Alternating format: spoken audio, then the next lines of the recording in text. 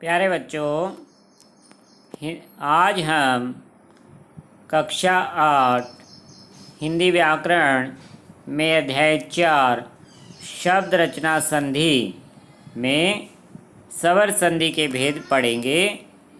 Last time हमने संधि की परिभाषा, संधि विच्छेद के बारे में समझा था, संधि के भेद सीखे थे कि संधि के 3 भेद होते हैं।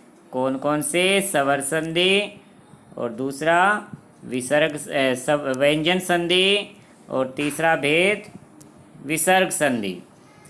इसमें हमने स्वर संधि की परिभाषा सीख ली थी, आपको यहाँ तक याद हो गया होगा। आज हम स्वर संधि के भेद पढ़ेंगे कि स्वर संधि के बच्चों 5 भेद होते हैं, जिसमें से पहला भेद है दीर्घ संधि, दूसरा है वृद्धि संधि, दूसरा है गुण संधि। आपको इस सीरीज में याद रखने पड़ेंगे, तभी आप इनको याद रख पाओगे। दीर्घ संधि, दूसरा है गुण संधि, तीसरा वृद्धि संधि, नंबर 4 यण संधि, नंबर 5 अयादि संधि। ये सभी आगे आपकी बुक में दिए गए हैं और समझाए गए हैं। आज हम दीर्घ संधि को अच्छे से समझते हैं और उनके सभी उदाहरण याद करेंगे। दीर्घ संधि नाम से थोड़ा सा उसको याद रखना है बच्चों आपको कि स्वर संधि का भेद है एक तो दीर्घ संधि, और स्वर हमारे मुख्य रूप से 2 प्रकार के थे। कौन से? हर्षव या दीर्घ।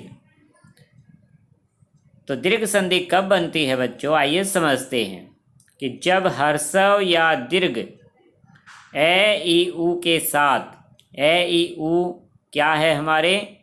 हर्षव स्वर। इनके साथ बच्चों या तो हर्षव स्वर मिल जाए या दीर्घ, कि के साथ हर्षव या दीर्घ, हर्षव ए ई उ या दीर्घ आ बड़ी ई बड़ा उ, उनको दीर्घ कहेंगे। यानी हर्षव या दीर्घ के साथ हर्षव या दीर्घ आते हैं तो दोनों मिलकर उसी वर्ण का दीर्घ स्वर आ बड़ी ई बड़ा उ बन जाते हैं। इसीलिए बच्चों इसे दीर्घ संधि कहते हैं। कहने का अभिप्राय है बच्चों, पहले शब्द का अंतिम अक्षर कोई भी हर्षव या दीर्घ स्वर हो, दूसरे शब्द का पहला अक्षर हर्षव या दीर्घ ए ई उ, इन्हीं में से देखना है, ए ई उ में से या तो हर्षव आ जाए या दीर्घ। लेकिन दोनों को मिलाकर क्या बनता है बच्चों? दीर्घ बनता है, इसीलिए इसको दीर्घ संधि कहा गया है। आइए उदाहरण से समझते हैं। उदाहरण में जैसे ए प्लस ए, कि पहले शब्द का अंतिम अक्षर ए, दूसरे शब्द का पहला अक्षर ए, दोनों ही हर्षव हैं, लेकिन दोनों को मिलाकर क्या बना? आ, वेदांत। आ की मात्रा लगी दे के आगे। धर्म प्लस अर्थ धर्मार्थ, स्व प्लस अर्थ स्वार्थ। तो ये नियम जो है बच्चों समझने के लिए कि हर्षव के साथ दीर्घ आए या हर्षव के साथ हर्षव आए, दोनों को मिलाकर दीर्घ स्वर बनेगा। ए ई उ के बारे में ये नियम है कि ए ई उ जो हर्षव हैं उनके साथ या तो ए ई उ हर्षव आ जाए या दीर्घ आ जाए, दोनों को मिलाकर क्या बन रहा है? दीर्घ स्वर। इसलिए इसे दीर्घ संधि कहा। आपको ये सभी उदाहरण आज अच्छे से याद कर लेने हैं। 2-3 बार इनको पढ़ोगे तो ये याद हो जाएंगे।